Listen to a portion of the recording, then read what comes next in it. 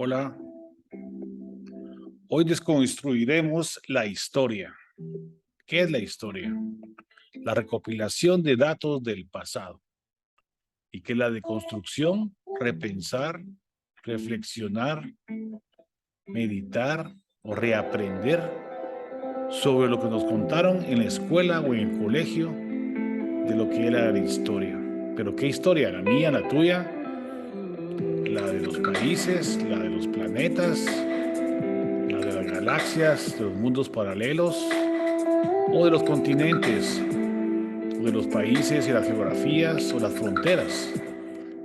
Intentaremos repensar un poco la historia que nos enseñaron desde que estábamos en la primaria. Comenzaremos desde el principio, cuando todo se comenzó, cuando todo se inició, cuando no había nada, dice el Popol Vuh. ¿Pero qué es la nada, según la física? La nada, según la física, es una onda de posibilidades cuánticas infinitas, es un campo de Higgs. Posibilidades infinitas que te pueden dar un universo, planetas, estrellas, galaxias. Un universo que te puede dar un bosón de Higgs, que es una partícula de Dios. Una partícula que reúne toda la materia que se puede ir creando poco a poco. Primero fue el hidrógeno, después el helio, después los demás componentes del universo. Lo que nos conforma a nosotros, el calcio, el fósforo, el hierro, se formó en la explosión de estrellas de supernovas, igual que el oro, igual que el carbono y otros elementos pesados que fueron producidos al estallar una estrella.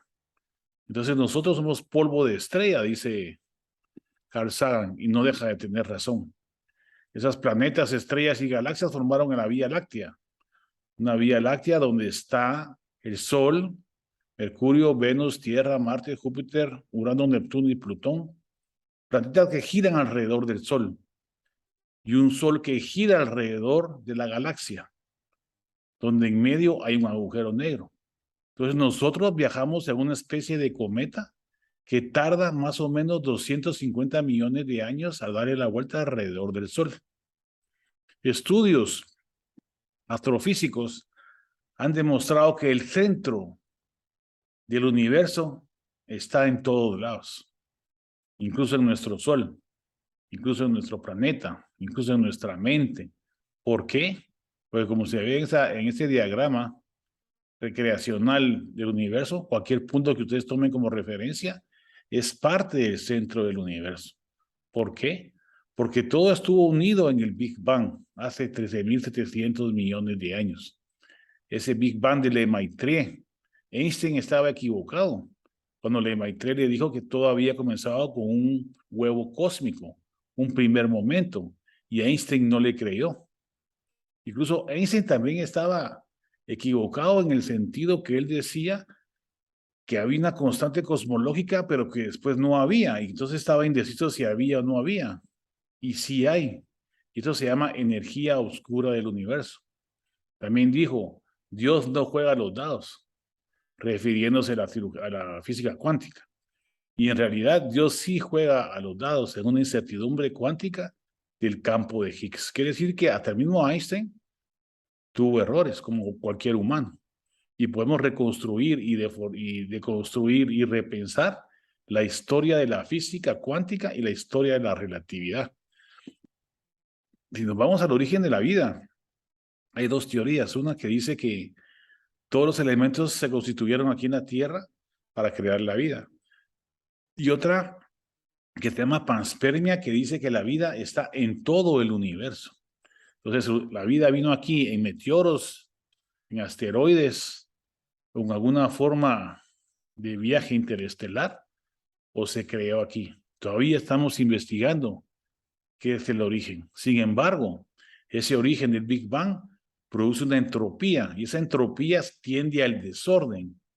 Pero aún ese desorden se ordena en una deconstrucción histórica a través de 4 fuerzas fundamentales de la materia y de la energía a nivel de todo el universo, que son la fuerza nuclear fuerte, la débil, electromagnetismo y gravedad. Y como dijo un amigo, pero cuando surgió el ser humano, otra fuerza importante que nos une es el amor, sí, le oigo.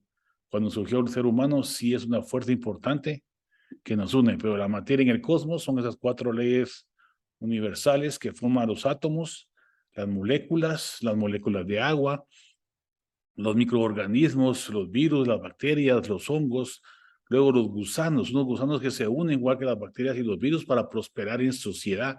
Es una sociobiología que sigue evolucionando a través de las abejas, de los panales, de las hormigas y sus hormigueros, incluso las parvadas de aves o los bancos de peces, incluso algunos mamíferos como los primates y los primates no humanos como estos simios que se unen para colaborar entre sí y poder arrastrar esta caja con comida para poder comer juntos.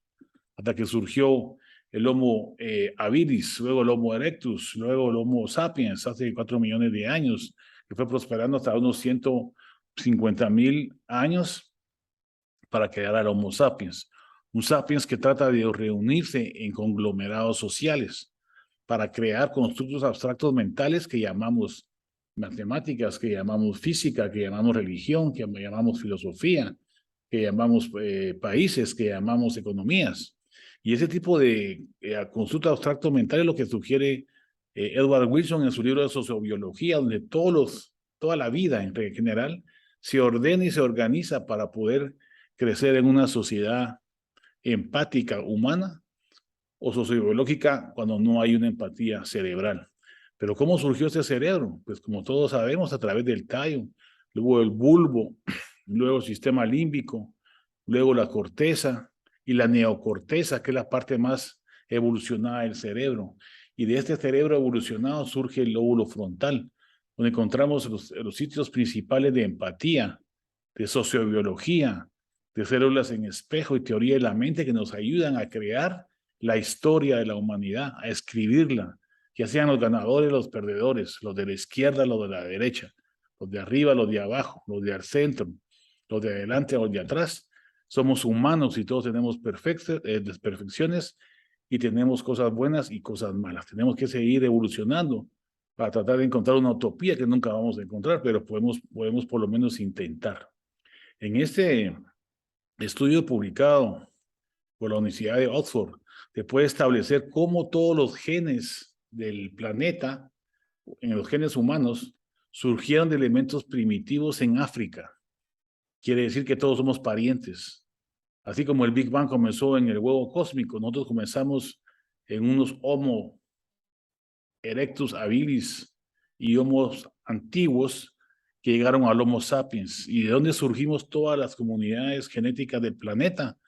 De África, un África cerca de Sudán, de lo que hoy se llama Sudán.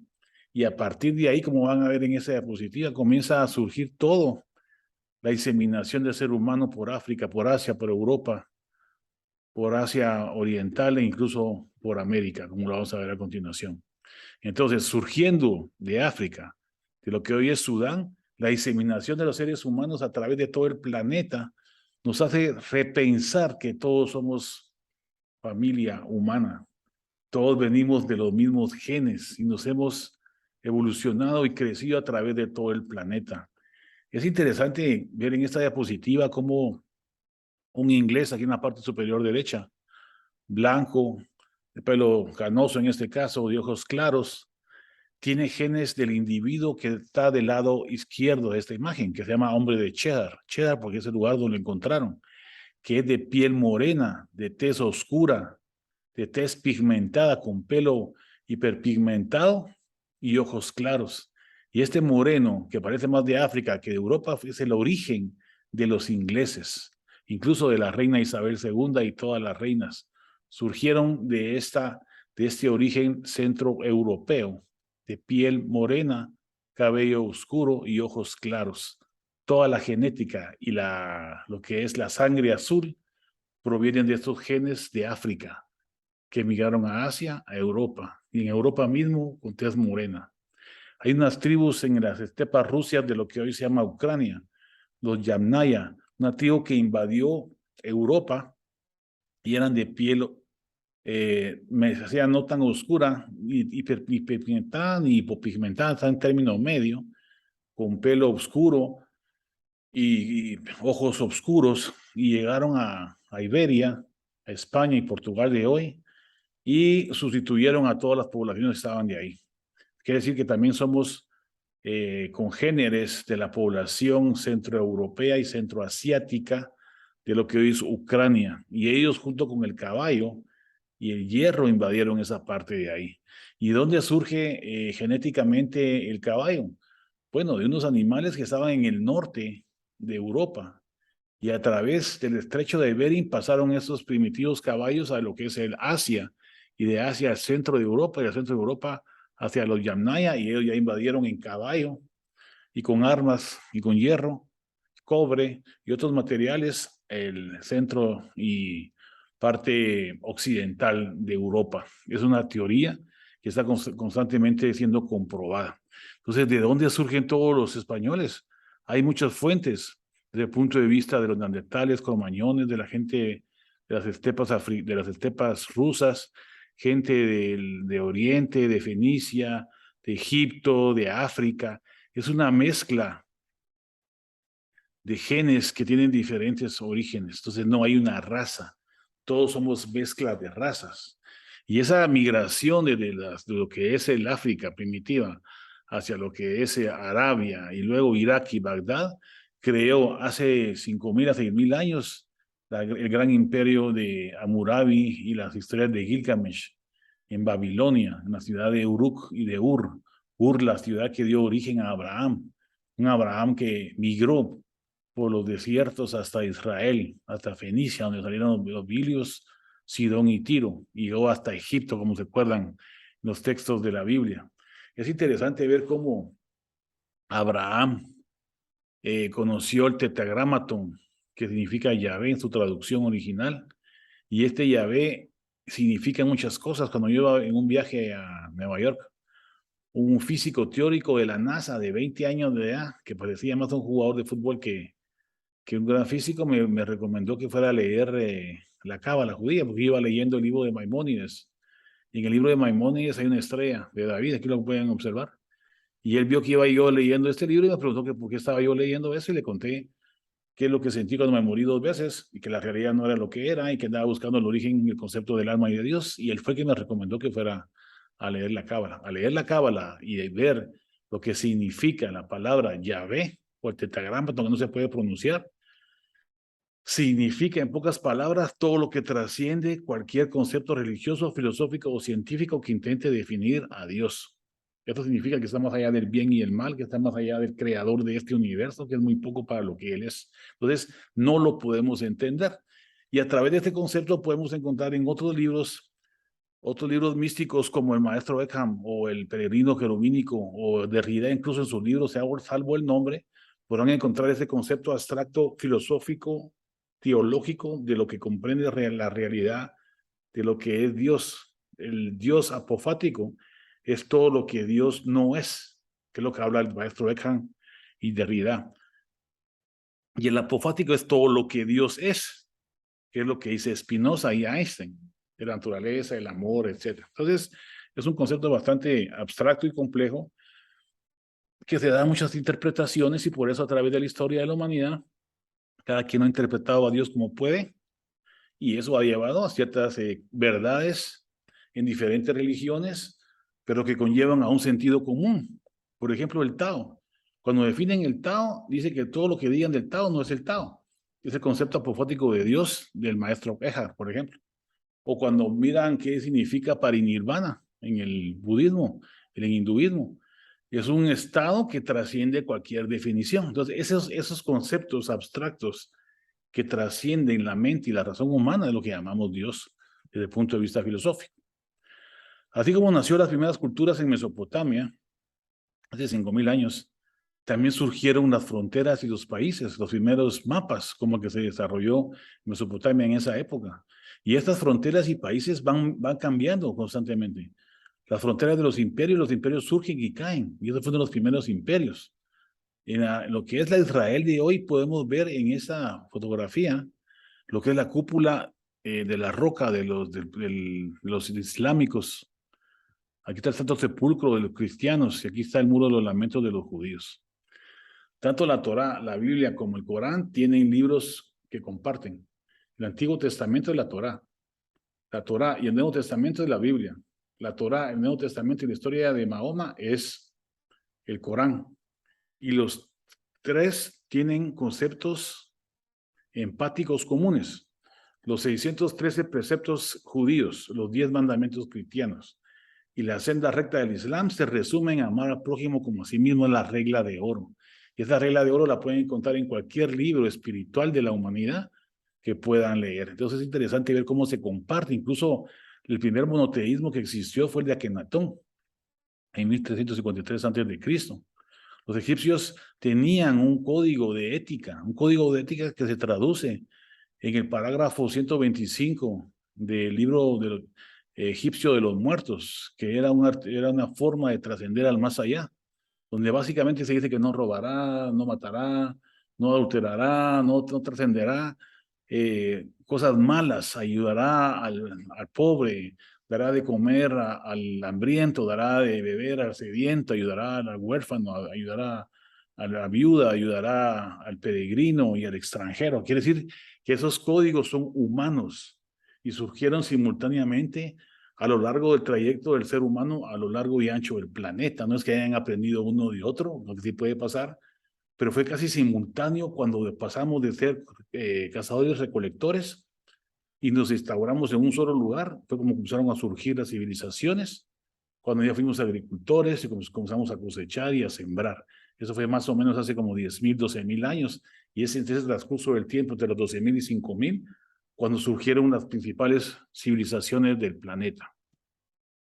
Es así como también surgió las civilizaciones de la India, de la China, de Arabia y otros imperios que han ido creciendo a lo largo y ancho del planeta.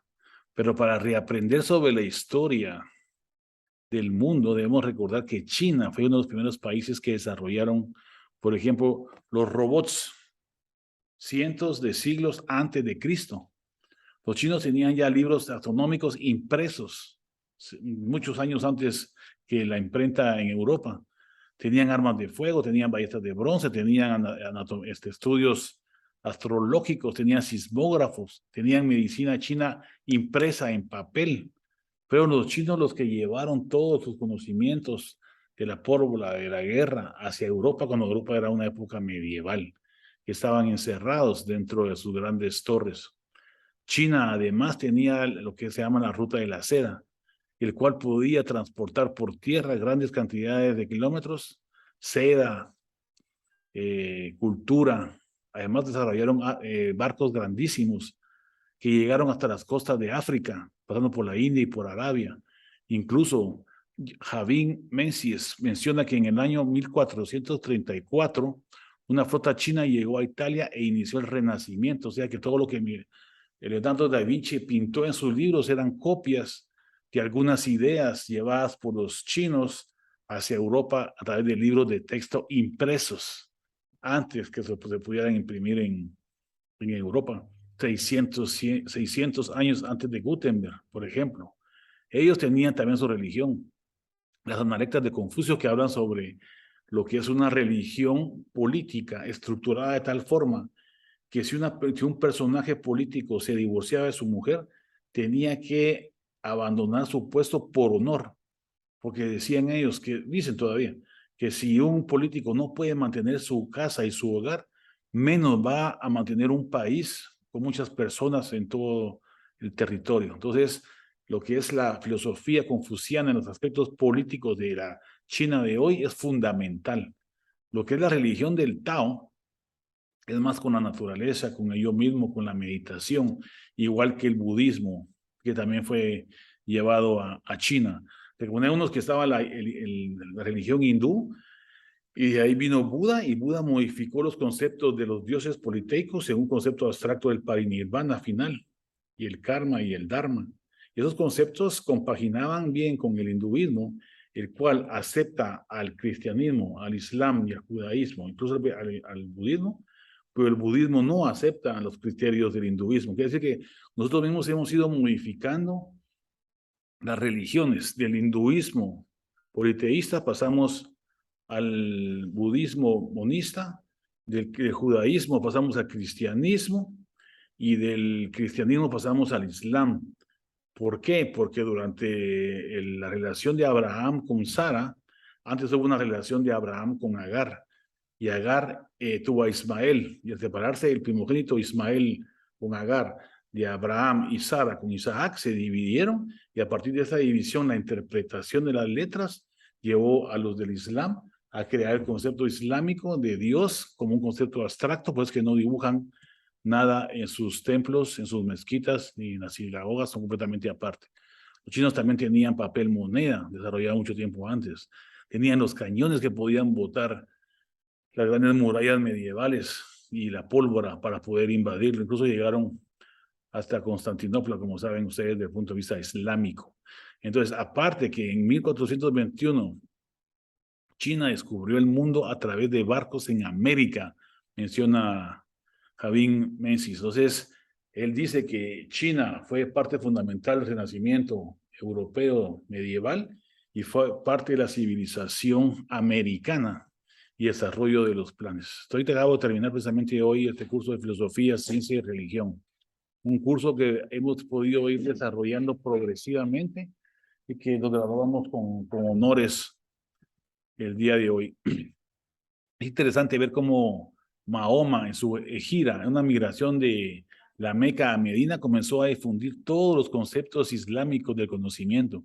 Llegó a Alejandría con filósofos como Avicena, Averroes y Maimónides, que les decía, llevaron todo lo que es la filosofía griega a los centros europeos. Es el Islam, gracias a él, que tenemos el conocimiento de los textos aristotélicos perdidos en Alejandría. Ellos lo leyeron y lo fueron difundiendo con historias y pensamientos abstractos muy complejos de Avicena y Averroes que vale la pena conocer desde el punto de vista filosófico. También de Europa invadieron lo que es el Asia a través de Alejandro Magno, un Alejandro Magno que llegó hasta Egipto, donde estuvo la mejor biblioteca del mundo, donde Eratóstenes tuvo la oportunidad de escribir cómo el planeta Tierra podría ser una circunferencia, cómo Euclides describió la geometría que usó Einstein para describir la relatividad. Un Aristarco que 1700 años antes de Galileo, Copérnico y Newton describió la teoría heliocéntrica, el Sol como centro del universo, que él dice que tampoco es el Sol, pero era la idea que va creciendo esos epistemes temporales que se van modificando. ¿Dónde es el centro del universo hoy? En todos lados. ¿Cuál es el centro de la galaxia? Un agujero negro. ¿Cuál es el centro del sistema solar? El Sol migrando como asteroide o meteoro alrededor. Nosotros somos la cola del meteoro dando vueltas alrededor de la galaxia.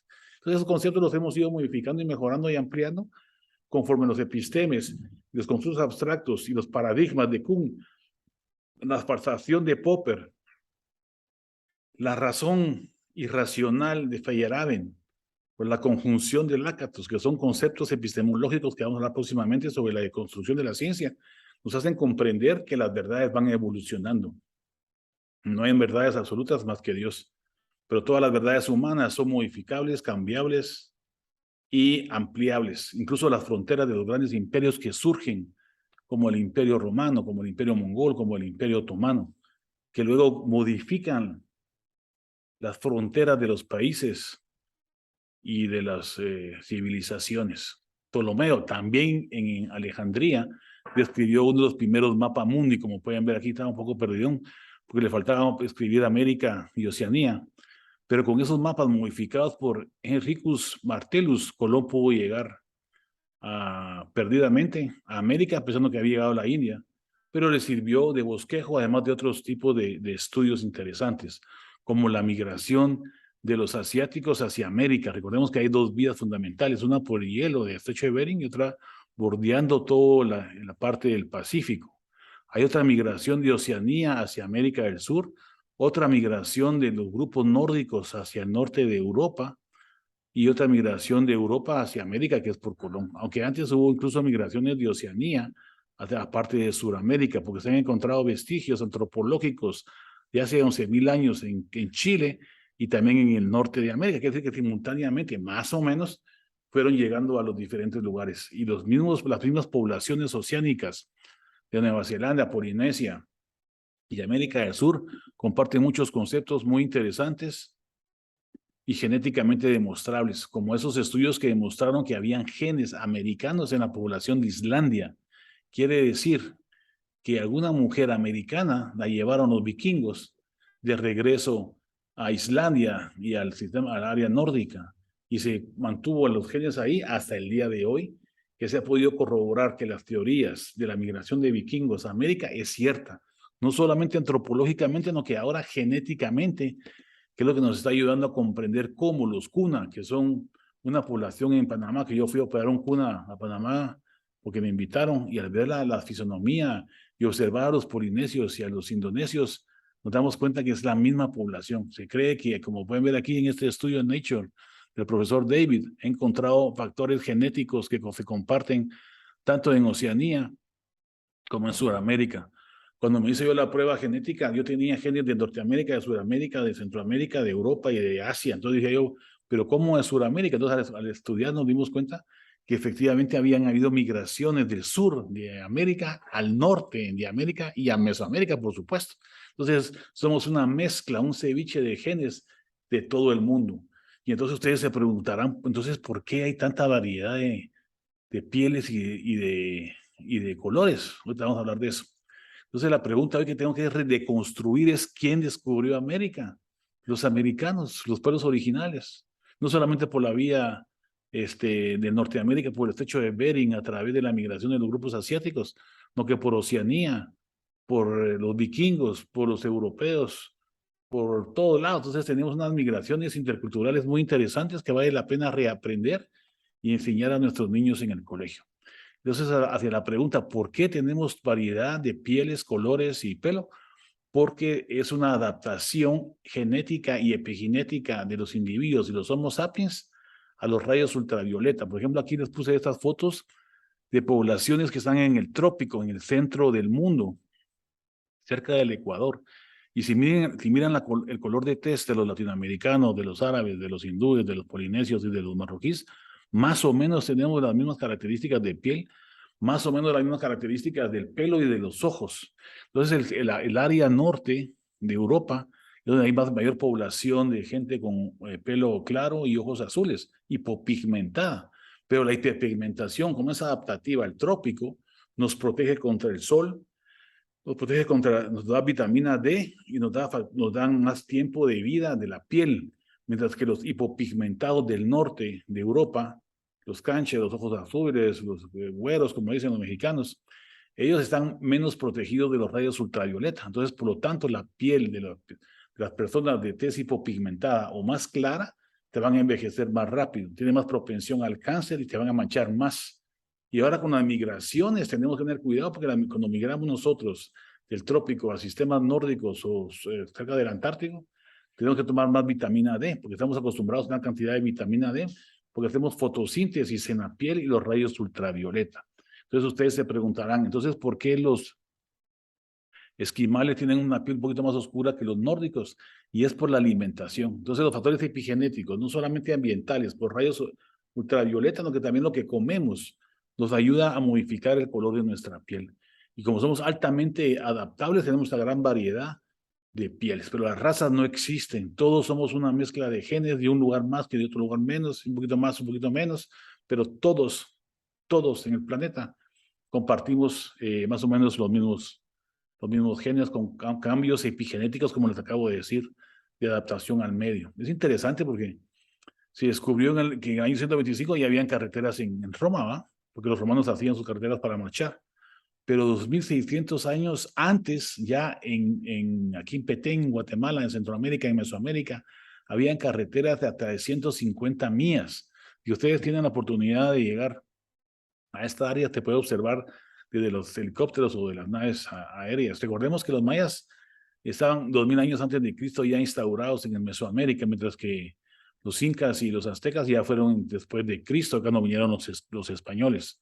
En este pequeño video les voy a mostrar una tecnología novedosa con la cual en el área de Petén podemos quitar todo el bosque y podemos determinar cómo se observa las estructuras mayas sin bosque. Entonces aquí se mira el Gran Jaguar y el Templo 2, miren.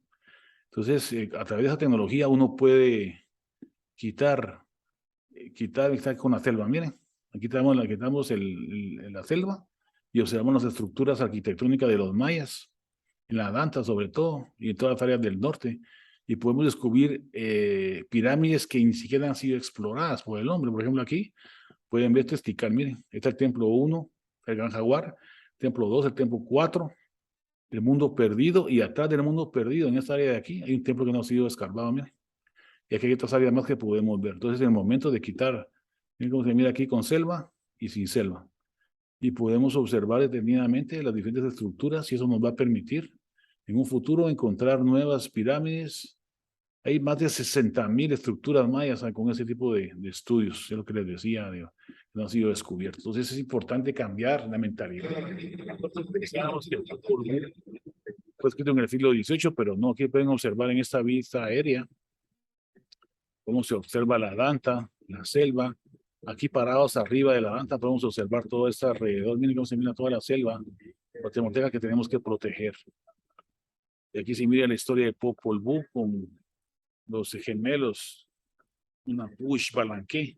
Entonces esa historia no es de ahorita del siglo XVIII, esa historia se remonta a 2000 años antes de Cristo y se está contando evidencia arqueológica, evidencia pictórica, evidencia escultural y cultural de miles de años antes de lo que nos imaginábamos. Entonces es de volver a reaprender la historia de nuestro país para poder entender qué es lo que estamos y cómo estamos el día de hoy. Aquí se mira la Danta, miren. Ese es uno de los lugares más, la estructura más grande del mundo, con 125 metros menos que la pirámide de Giza. Es una de las pirámides más grandes del mundo en volumen. Entonces los imperios surgen y los imperios caen. El imperio británico que usó a los corsarios, que son los piratas para los españoles, es decir, ellos les ponían el nombre que querían. Si robaban para unos, era bueno, si robaba para otros, era malo. Y entonces Gran Bretaña invadió todo el mundo, negociaron con los esclavos, el mismo Isaac Newton metió dinero en la bolsa de Inglaterra de esa época y dijo, puedo calcular el movimiento de las estrellas, pero no la locura de los hombres, relacionándose con las invasiones, con la muerte, con la irracionalidad de la esclavitud y con muchas cosas más. Entonces es importante que hasta aquí en Guatemala tenemos este problema de Belice. Acordémonos que las fronteras varían. Miren hasta dónde llegaba México. Todo lo rojo era lo que era del Imperio Británico. Todo lo demás se fue bajando. Entonces las fronteras de Estados Unidos bajaron hasta Río Bravo y México bajó su frontera quitándole Chiapas, Oconusco, Yucatán a Centroamérica. Los ingleses vinieron a robarse la madera y deforestar parte de Belice. Luego se quedaron ahí, ahora se creen dueños de todo el Belice, pero hasta ahorita está en la Haya, está en un litigio legal internacional para ver si podemos recuperar la mitad de Belice con sus mares, sus costas, sus islas y todo lo demás. Pero en fin, las fronteras se modifican, se amplían y solo están en la mente del ser humano, porque realmente cuando ustedes vuelan arriba de los países no se van a dar cuenta de dónde están las fronteras. Este tipo de civilizaciones, de imperios y fronteras se modificaron luego de la Segunda Guerra Mundial, en la cual el mundo se dividió ya en dos partes, la parte capitalista y la parte comunista aparentemente, por Rusia y Estados Unidos, y hoy estamos otra vez retomando esas divisiones y guerras. Pero es interesante que aquí en Guatemala, Diego de Rivera hizo este mural donde se encuentra el secretario de Estado de Estados Unidos, el director de la CIA, el presidente de esta época de Castillo Armas, quienes tuvieron un golpe de Estado y derrocaron a Jacobo Arbenz Guzmán.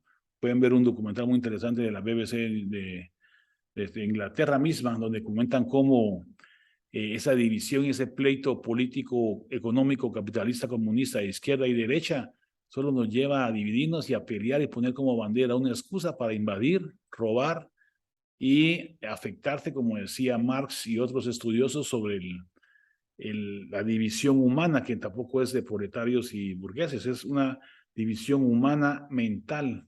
Así como Caín mató a Abel, así toda la vida el ser humano tiene una parte buena y una parte mala, sin importar qué ideología tenga. Entonces hay capitalistas, comunistas, de izquierda, de derecha, de arriba y de atrás, y en todos lados van a haber gente buena y gente mala.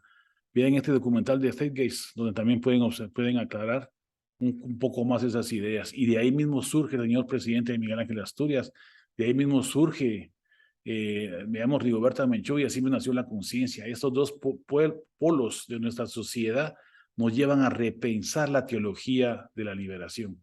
Esta teología que busca otra vez reencontrar a Dios en el ser humano, encontrar a Dios en el prójimo.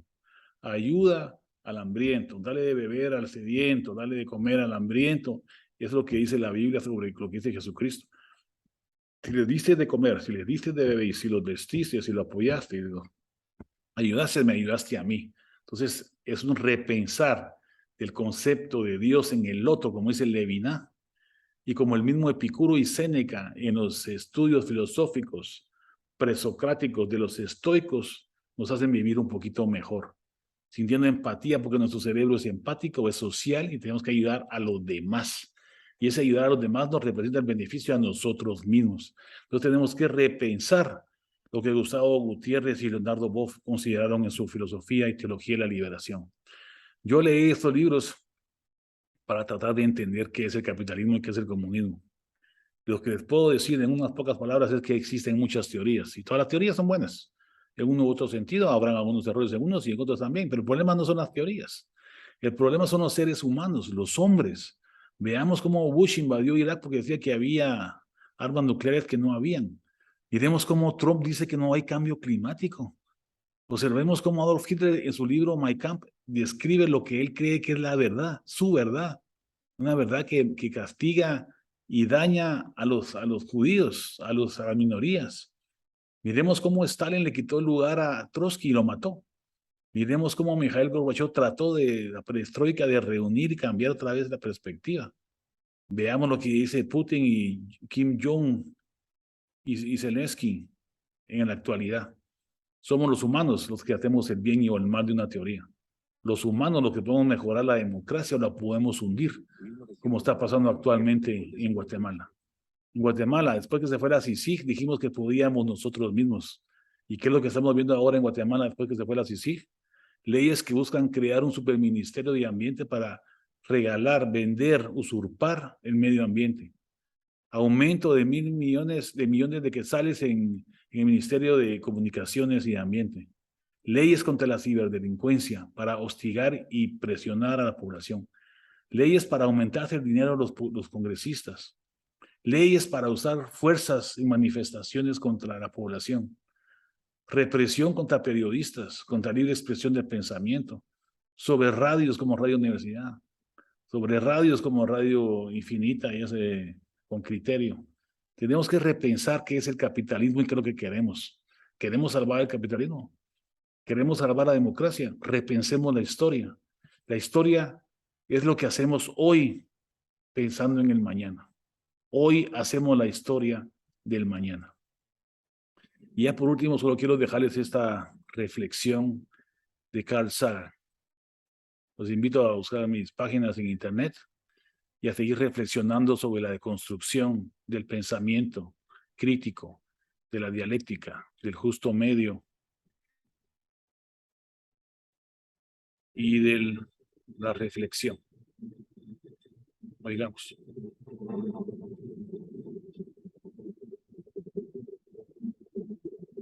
That's here. Eso es aquí. Ese es nuestro hogar. Somos nosotros. En él todos aquellos a los que queremos, todos a los que conocemos, todos aquellos de los que hemos oído hablar. Todos los seres humanos que han existido han vivido sus vidas. La suma de nuestra felicidad y sufrimiento, miles de confiadas religiones, ideologías y doctrinas económicas.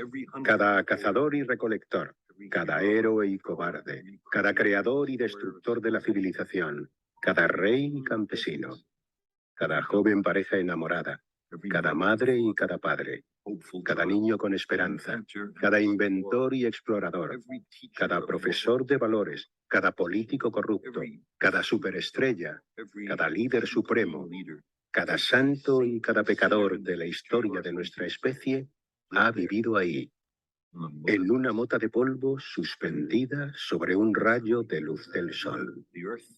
La Tierra es un escenario muy pequeño en un enorme ruedo cósmico. Piensen en los ríos de sangre derramada por todos aquellos generales y emperadores, para que con su gloria y su triunfo pudieran llegar a convertirse en dueños momentáneos de una fracción de un punto. Piensen en la infinita crueldad presenciada por los habitantes de una esquina de ese píxel e infligida sobre los apenas distinguibles habitantes de cualquier otro rincón. Cuán frecuentes sus malentendidos, cuántas ganas de matarse los unos a los otros, cuán ferviente su odio. Nuestras poses, nuestra imaginada autoimportancia, la ilusión de que tenemos alguna posición privilegiada en el universo, todo eso se ve cuestionado por ese punto de luz pálida. Nuestro planeta es una mota solitaria en la enorme y envolvente oscuridad cósmica. En nuestra oscuridad, en toda esa inmensidad, no hay ningún indicio de que vaya a llegar ayuda desde algún otro lugar para salvarnos de nosotros mismos. De momento, la Tierra es el único mundo conocido que se sabe que alberga vida. No hay ningún otro lugar, por lo menos a corto plazo, al que pueda migrar nuestra especie. Visitar, sí. Asentarse, aún no. Nos guste o no, de momento la Tierra es el lugar en el que podemos sobrevivir. Se ha dicho que la astronomía es una experiencia humilde que forja el carácter. Quizás no haya mejor demostración de lo absurdo de la arrogancia humana que esta imagen tan lejana de nuestro minúsculo mundo. Para mí subraya la responsabilidad que tenemos de tratarnos los unos a los otros con más amabilidad y de preservar y cuidar mejor ese pálido punto azul, el único hogar que hemos conocido jamás.